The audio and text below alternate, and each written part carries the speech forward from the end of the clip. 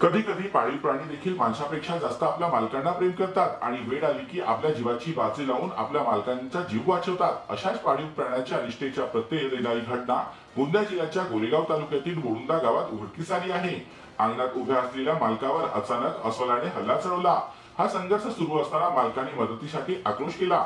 त्याच क्षणी त्याचा पाळीव कुत्रा अस्वलावर तुटून पडला। अस्वलाच्या तावडीतून मालकाची सुटका करण्यासाठी कुत्र्याने आक्रमकपणे प्रतिकार केला। अखेर अस्वलाने माघार घेतली आणि जंगलाच्या दिशेने पळ काढल्याने मालकाचे प्राण वाचवण्यात पाळीव कुत्र्याला यश आले आहे। कशी घडली घटना? सर मी रोडावर उठलो होतो सर, पिसा बाकर. तर तिथं मी उभा होतो सर. तिथलं दोन आहे आल्या सर आसोली सर. तिथंच मला सर तिथंच पाळला सर. असं हे मग चिलवलो सर. तर आमच्या ज्या कुत्रा बी आला सर. गावातले ते आपल्या मोल्यातले तेही आले सर. तिथंच मग मी बसला राहिलो सर थोडा वेळ येतपर्यंत सर. अशी हे घटना झाली आहे सर. तिथं चुलेरे म्हणलो सर मी ना, तसाच आला सर तो सर. म्हणजे असा प्रेमनी होता सर. मग त्यानं काय नाही केला सर. त्यांना मग खेदा नेलं सर एकाची. हां सर.